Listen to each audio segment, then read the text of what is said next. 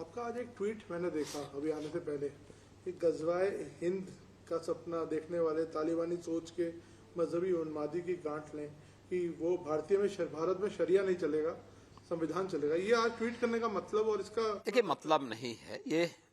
इसका मतलब है जो लोग सपना देख रहे हैं गजवाई हिंद का, मैं बहुत स्पष्टता के साथ कह सकता हूं, ये नया भारत है। ये दुनिया के सबसे लोकप्रिय नेता श्री नरेंद्र मोदी जी के नेतृत्व का भारत है। इस नए भारत में विकास सबका, लेकिन तुष्टीकरण किसी का नहीं।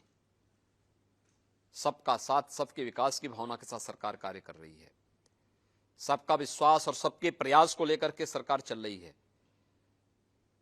ये नया भारत संविधान के अनुरूप चलेगा, शरीयत के अनुरूप नहीं। और मैं इस बात को भी स्पष्टता के साथ कह सकता हूं, गजवाए हिंद का सपना कयामत के दिन तक भी साकार नहीं होगा। सर, हमने देखा है हिजाब को लेकर कंट्रोवर्सी चल रही है, उस पर आपका कोई व्यू है कि हिजाब? देखिए, मेरा तो बहुत स्पष्ट मानना है, भारत की व्यवस्था संविधान के अनुरूप चलनी चाहिए। हमारी व्यक्तिगत आस्था, हमारे व्यक्तिगत स्वयं के अधिकार या हमारी स्वयं की पसंद नापसंद हम देश के ऊपर लागू नहीं कर सकते, संस्थाओं के ऊपर लागू नहीं कर सकते। ये नहीं लागू कर सकते हैं। क्या मैं उत्तर प्रदेश के अंदर सभी कर्मचारियों को या सभी लोगों को ये बोल सकता हूं कि आप भी भगवा धारण करें?